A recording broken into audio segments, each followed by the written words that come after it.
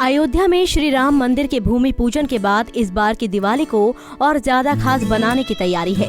ऐसे में अयोध्या दीपोत्सव को लेकर सारी तैयारियां पूरी हो गई। इस बार दीपोत्सव में साकेत महाविद्यालय से निकलने वाली रामायण पर आधारित झांकियां और फोक डांस करते कलाकार प्रमुख आकर्षण का केंद्र होंगे। बताया जा रहा है कि दीपोत्सव के दौरान 11 झांकियों के माध्यम से भगवान राम के जन्म से लेकर लंका दहन तक के प्रसंग दिखाए जाएंगे। इनमें 2 झांकियां विशेष मानी जा रही है।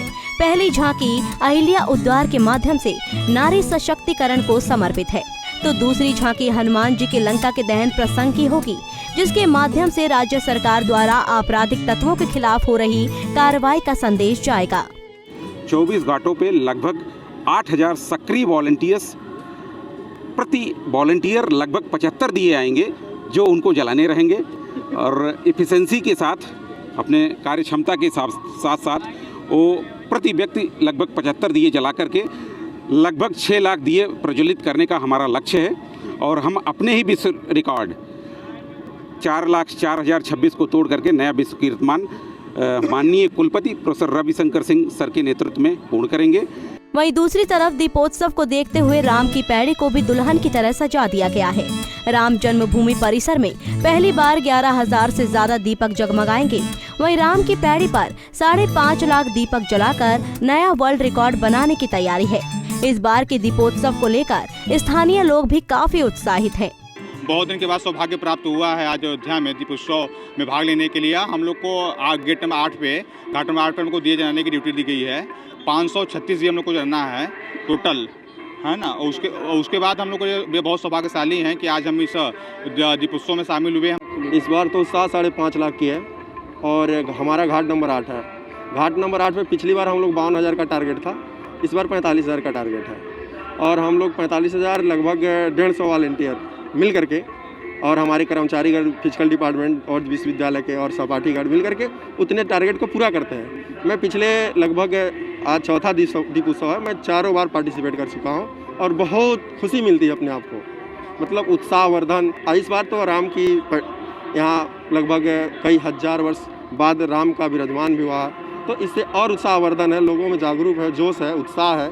हालांकि कोरोना संक्रमण को देखते हुए आम लोगों को कार्यक्रम में शामिल होने की अनुमति नहीं है, इसलिए सिर्फ 1000 मेहमानों को ही कार्यक्रम में शामिल होने के लिए आमंत्रित किया गया है।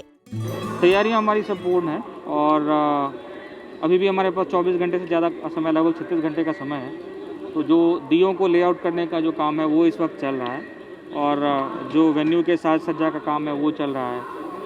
जितने भी लोग अभी वीवीआईपी के आसपास आएंगे उनकी कोविड टेस्टिंग चल रही है और प्रत्येक जो हमारा एक्सेस रूट है उसकी मैनिंग चल रही है, उस पर बैरिकेडिंग हो रही है, पुलिस की ड्यूटी लग रही है।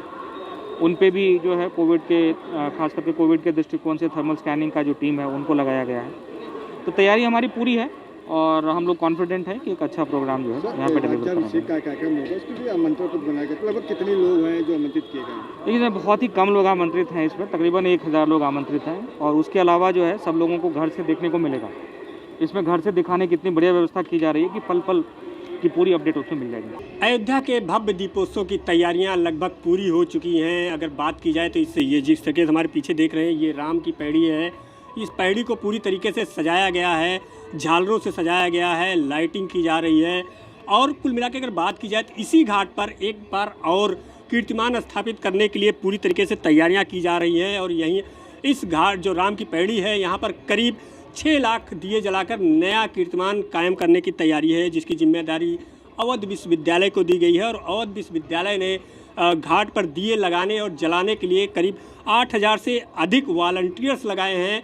और अगर और कार्यक्रमों की बात की जाए जो प्रमुख रूप से आकर्षण का केंद्र होंगे, तो सबसे पहला कार्यक्रम जो होगा साकेत महाविद्यालय से निकलने वाली झांकी होगी, जो कि रामचरितमानस पर आधारित होगी। और अगर बात की जाए तो वहाँ से जो झांकी निकलेगी उन झांकियों में सबसे अहम बात यह होगी जो पुत्रेष्ठी यज्ञ हुआ था त्रेता युग में, जो श्री राम, उसके बाद श्री राम, लक्ष्मण और भरत शत्रुघ्न का जन्म हुआ था। तो कुल मिला के सबसे पहली झांकी जो होगी उससे शुरुआत होगी और फिर जाकर जो राज तिलक होगा वहाँ तक का सीन उस झांकी में फिल्माया जाएगा, जो कि 11 गाड़ियों पर सुसज्जित होकर अयोध्या के गलियों में निकलेंगी।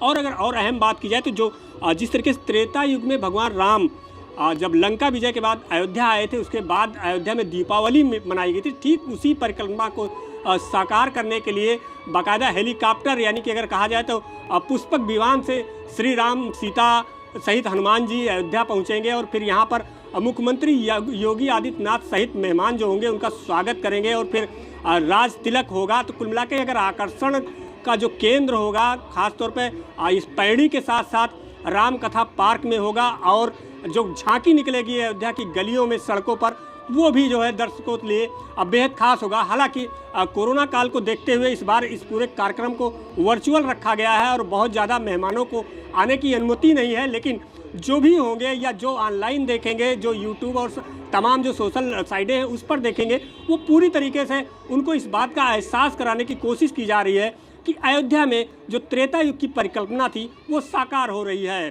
कैमरामैन दृष्टांत हेम के साथ संजीव आज।